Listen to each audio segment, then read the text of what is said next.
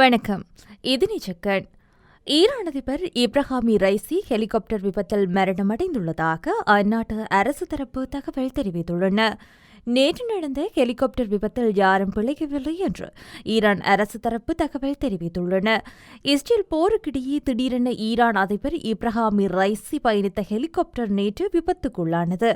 விபத்து நடந்ததாக கூறப்படும் இடத்தை ட்ரோன் ஒன்று உறுதி செய்த நிலையில் அந்த பகுதியில் செய்யப்பட்ட சோதனையில் ஈரான் அதிபர் இப்ராஹிம் ரைசி ஹெலிகாப்டர் விபத்தில் மரணமடைந்தது உறுதியானது. ஹெலிகாப்டரில் ஈரானிய அதிபர் இப்ராஹிம் ரைசி, அந்நாட்டின் வெளியுறவு அமைச்சர் ஹொசைன் அமிரத்துல்லாஹியன், ஈரானிய கிழக்கு அஜர்பைஜான் மாகாண ஆளுநர் மற்றும் பிற அதிகாரிகள் மற்றும் பாதுகாவலர்கள் இருந்ததாக அரசு தெரிவித்துள்ளது. இவர்கள் அனைவரும் விபத்தில் பலியாகி இருக்கின்றனர். அஜர்பைஜான் ஜனாதிபதி இல்காம் அலியவுடன் இணைந்து இருநாட்டு முயற்சியில் கட்டப்பட்ட ஒரு அணையை திறப்பதற்காக அஜர்பைஜானுடன் ஈரானின் எல்லைக்கு ரைசி சென்றிருந்தார். அங்கிருந்து திரும்பி வந்தபோது இந்த விபத்து ஏற்பட்டிருக்கிறது. ஹெலிகாப்டரில் பயணித்த ஈரானிய அதிபர் இப்ராஹிம் ரைசி, அந்நாட்டின் வெளியுறவு அமைச்சர் ஹொசைன் அமிரத்துல்லாஹிய ஆகியோர் மரணமடைந்துவிட்டதாக அறிவிக்கப்பட்டுள்ளது. ஈரானின் கிழக்கு அஜர்பைஜான் மாகாணத்தில் உள்ள வர்சகான் மற்றும் யோல்பா நகரங்களுக்கு இடையே தெளிவற்ற வானிலை காரணமாக ஹெலிகாப்டர் விபத்துக்குள்ளானது. ஆரம்பத்தில் உள்துறை மந்திரி அஹ்மத் வஹிடி, மோசமான வானிலை மற்றும் பனிமூட்டம் காரணமாக ஹெலிகாப்டர் கடுமையாக தரையிறங்க வேண்டிய கட்டாயம் ஏற்பட்டது என்கிறார். ஆனால் இப்போது ஹெலிகாப்டர் விபத்துக்குள்ளானதாக கூறப்படுகிறது. ஹெலிகாப்டர் விழுந்த இடம் மலை காடுகள் நிறைந்த நிலப்பரப்பு மற்றும் கடும் பனிமூட்டம் கொண்ட இடமாகும். இந்த மோசமான வானிலை தேடுதல் மற்றும் மீட்பு நடவடிக்கைகளுக்கு இடையூறாக இருந்ததாக ஈரானிய அதிகாரிகள் தெரிவித்துள்ளனர். இதன் காரணமாகவே மரண செய்தியை அறிவிக்க 12 மணி நேரம் எடுத்தது.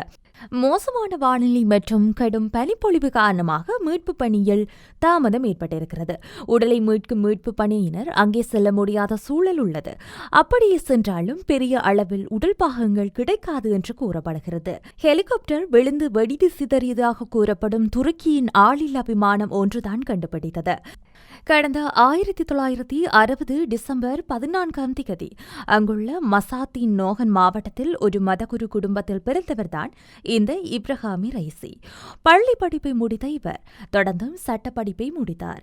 ஈரானின் முக்கிய வழக்கறிஞர்களில் ஒருவராக ரைசி வலம் வந்தார்.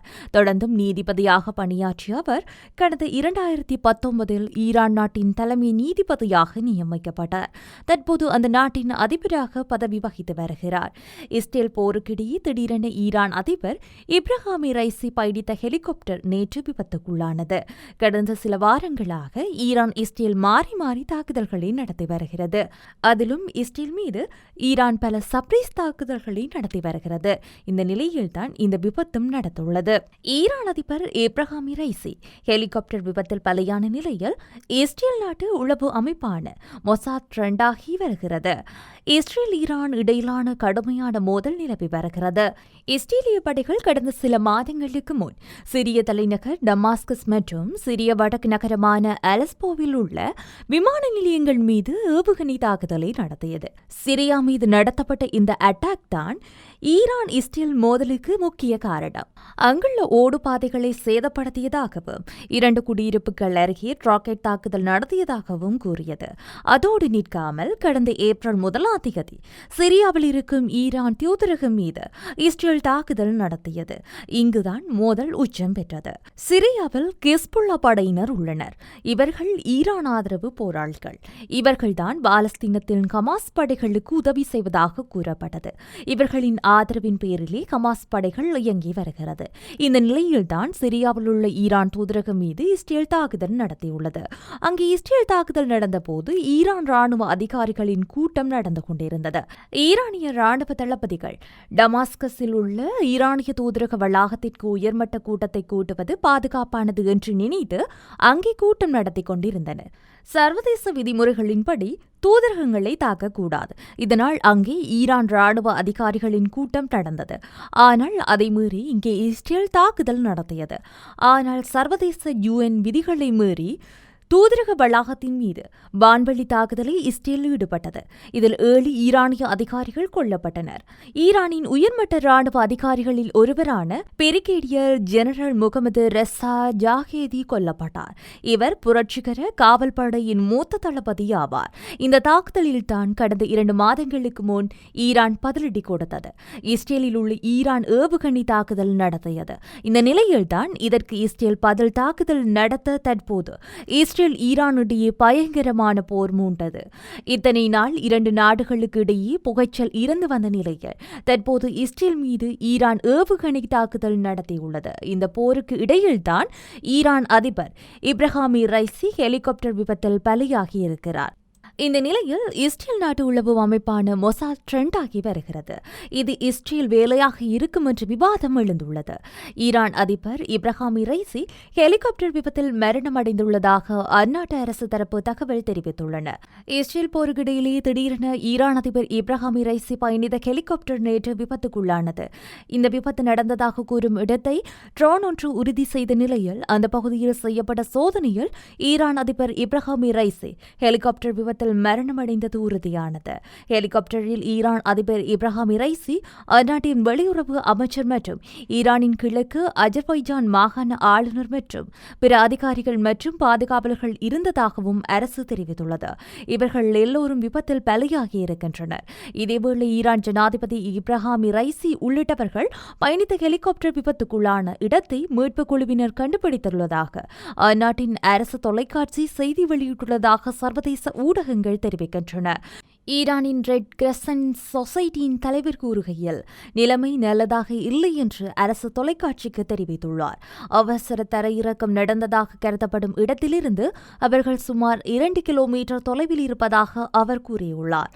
ஈரானிய ஜனாதிபதி இப்ராஹிம் ரைசி மற்றும் அந்நாட்டின் வெளியுறவு அமைச்சர் பயணித்த ஹெலிகாப்டர் நேற்றைய தினம் விபத்துக்குள்ளானது.